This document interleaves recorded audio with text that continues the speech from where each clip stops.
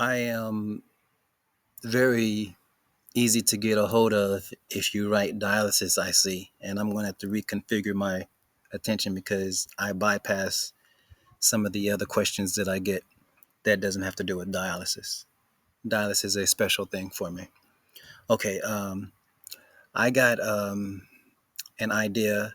There's a lady also who watches me who, I forget, is this peritoneal? I forget what the one in the arm. I get the one in the Our peritoneal is in the stomach. I forget what she has one in the arm. That was always difficult. I never got any of that. Um, and tells me she asks me questions, and then it's very difficult to type. So I figured, you know what? I'll do a video, and I'll do the search on stuff she asks and stuff that probably she hasn't thought of that I would ask. Um, because it's not a normal question to ask when you question big pharma, corporation, government. Okay, so I'm gonna do that. Oh, and I got some nurses who are watching me, and I said to one nurse today, and I'm also speaking to people around the world. I want to show something also. Um, but I talked to one nurse and I said, I hope that you are the light to many patients who are in darkness.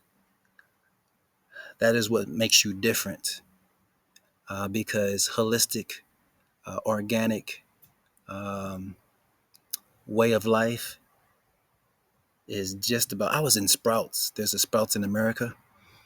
I was in Sprouts. I met these two girls. They haven't even messaged me. I met these two girls, and they said it's hard to find something to eat that is healthy. It's hard. One of them had a problem. I told her about my problem, and it's just very difficult. So I'll do my best. I'm very sensitive to this subject. So let's search. Random uh, facts to throw out there before I get into the questions. The highest rates of dialysis patients are, somebody asked me what was the highest ever. And I was expecting like now 2020 or during COVID. It said the highest uh, or the second, Israel had the second highest rate in the world, registering 144 dialysis patients per million population in 1980. I got to research that more. I hope I remember to research that more because the wording, but also why 1980? Probably should search that. Um, Taiwan, Republic of Korea, and Japan had the highest prevalence of treated end-stage renal disease in 2020. The U.S. of A. had the most treated patients with ESKD, that's end-stage kidney disease, I believe. It says it right here. Oh, no, it doesn't. Yeah, that says it right. Okay, I'm sorry. With 709,501 treated patients, 29%. There is no listing for the lowest rates of dialysis patients. As the wind blows, I must go because that's when the mosquitoes come. And isn't it the time as well? I got about 30 minutes, 40 minutes. Okay. Uh, Check this out. In countries with the highest uh, age standardized death rates due to kidney disease are Nicaragua, El Salvador, Bolivia, Guatemala, Suriname, Honduras, and Ecuador. What do they all have in common? Is Big Pharma involved in the causes of kidney failure? I came across a lot of things, and it's a lot of talk. Let me, for now, read something and then read something else.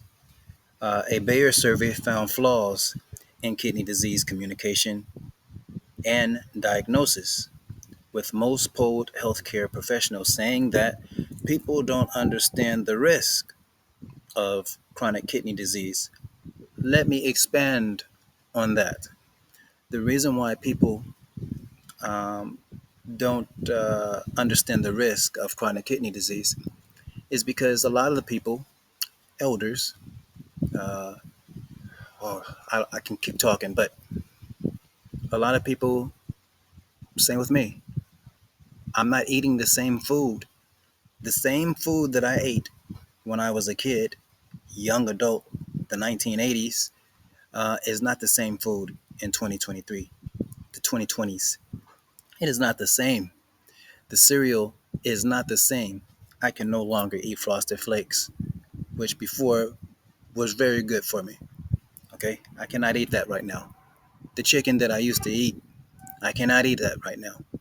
Okay, and it's very difficult for people to understand the risks because, as I said before, it is very difficult with these ladies we talked about. It is very difficult to find healthy food that we can afford.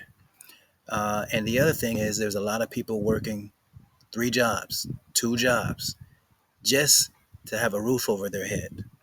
So a lot of times we are tired and we go to the store and we are trusting. We are trusting that it's okay to eat something with ingredients of words that we cannot pronounce. That is why. And then the last thing it said is overall, the search results suggest that Big Pharma is involved in the development and applications of drugs and treatments for kidney disease. However, there is no clear evidence that Big Pharma is directly involved causing kidney failure. I have to put that since I believe this is going to go on YouTube. I have to say that also. Some people say, Carlos, you be too silly. Just because I moved around. The sun was beaming, and then I'm trying to get a good view of me so you guys can get a good view of me, and I'm hilarious. Okay. What is the government's role in the rising cost of dialysis treatment? How do I answer this? Okay, well, here's the search results. The costs of dialysis care are high and will likely continue to rise, most likely, I should put, as a result of increased life expectancy and improved therapy for causes. They worded that very good. Improve therapy for causes because the causes will keep coming and they will become. There is no word in here that says healing, treatment. It's two different things. But here's what I saw also that threw me off. In countries such as India, oh, I don't know how to say this word, Burundi, Burundi, Mexico, and Malaysia, some patients dialysis is reimbursed by the government for like civil servants. That's crazy. Me, I knew I was getting off, and the doctor was so disappointed. He found a way for me to get on Medicare at that time, but I got off. I got off, and he said, "It's such a shame that you let this go to waste." So there was no excitement of me getting off on my own. It was just a shame that I would not have the Medicare, and that was the only way I was able to get it. Um Medicare coverage is extended to a person of any age who requires either dialysis or transportation to maintain life. Uh, that's almost 750,000 people who live with kidney failure, or 1% of the U.S. Medicare, 1% of the U.S. Medicare population, but account for roughly 7% of the Medicare budget. Overall, the government's role in rising cost of dialysis treatment is manufactured and involves various factors such as reimbursement policies, payment structures, and healthcare systems. I knew hundreds of people, and I think I only knew one person who got a reimbursement, and that was a struggle, and that was a complication there. Let me try to chime in here. Okay, so why don't people have access to Medicare while on dialysis? I didn't have Medicare while on, like I said, I got off and on, off and on. Um, do I explain me first? So then when I got the transplant, um, it was good to do it like right away. Let me read this stuff first. Okay, Medicare only pays 80% of dialysis patients. So patients need a supplemental plan to cover the remaining cost. There's got to be some money taken out of this, right? Okay. People who need dialysis are not eligible to sign up for Medicare Parts A and B. That was the whole trickery. A, B, C, D. Was there an E? I think it was all a D. So you can only get this or that. So that was very frustrating. So it's a complex, this Medicare is a complex thing. Medicare coverage usually starts on the first day of the fourth month of dialysis. Medicare for people on end-stage renal disease, with end-stage renal disease was established separately and later. So there are some specific rules around eligibility and coverage of Medicare for dialysis and transplant patients. Um, Overall, the rules around Medicare coverage for dialysis and transplant patients are complex and may limit access to Medicare for some. I don't know how I did it because I was so out of it. I had a very nice representative helping me for the Medicare that I had got when I got the transplant, which was, um, I saw it after I got the transplant, and they covered me. Was it a month? It was like a month before, weeks to a month before, um, she covered me from before I got the transplant. So look into it quickly because you could miss out just by a day and you still won't get. I didn't have everything as far as I forgot what parts I had. Why are people needing dialysis treatment now than in the past? I'm gonna sum it up here because there's a lot of ways, but searching for you, you can search this. The reasons why people need dialysis treatment now than in the past are complex and involves various factors. I can go on. This is a whole video in itself, such as population aging, search that, increased prevalence of chronic diseases, search that, environmental exposures, search that, and changes in healthcare policies and payment structures. Check that. Because you can have a good healthcare for like 1 year and then it changes, and then you have to pay, and then people can't afford that. So check that.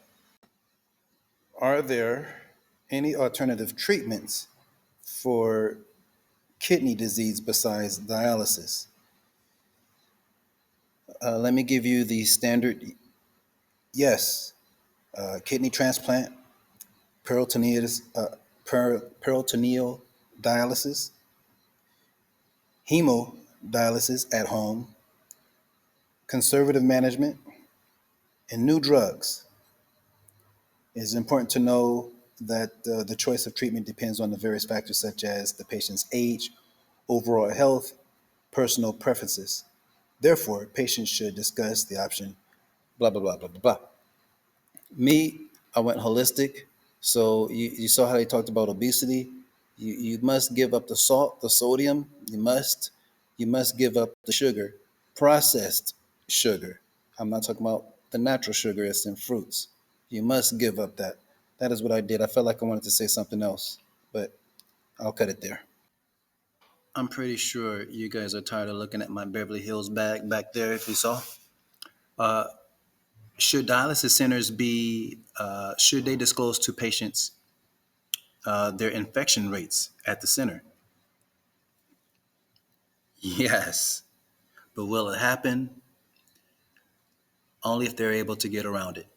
That's what I think. I'm speaking. And I even talked to the lady who asked me to to search for her. Um, I asked her how often does she get infected because she has the one in the arm, and I've seen this. I've seen it all the time, and she said often, capital letters, often. Oh, by the way, I think the rest of these questions are just solely from my opinion. Um, this is a good question. Should patients be required to take a mental health screening before getting on dialysis? Never thought of anything like that. Yes, as long as they get a mental health screening when they get off. Now, that's me talking because I'm thinking I'm getting off. Okay. But they should also have mental health screenings, probably when they take the blood, which is what, every 2 or 3 weeks or something like that. So whenever they take the blood, they also do a mental health screening. I would be very curious to see what the stats are in the mental health, because I saw much decline in people who came in to weeks later, month, couple of months later. Okay, I think I'm gonna end it here with asking me a question. Was there any long term effects being on dialysis for you?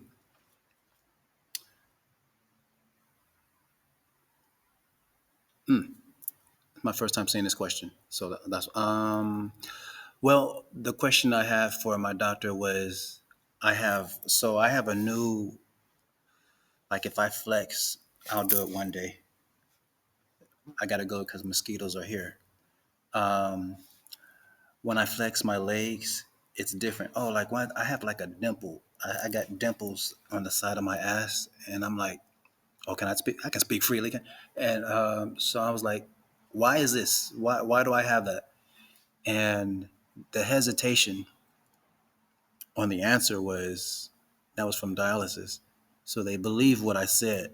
If you go in my health playlist, you will see some of the stories I talk about on dialysis. And that let me know that they know what happened to me. They sucked me dry. So that's a long term effect because it's going to always be there. And even like my legs is different in the muscles. Oh, you bastard. I got mosquitoes. I got to go. All right. I have to go because they're biting me now. Um, so I hope that helped some of you. These are my searches. I hope to do this again. I mean, I don't hope, but I hope to help you in searching. Okay? Thank you for watching.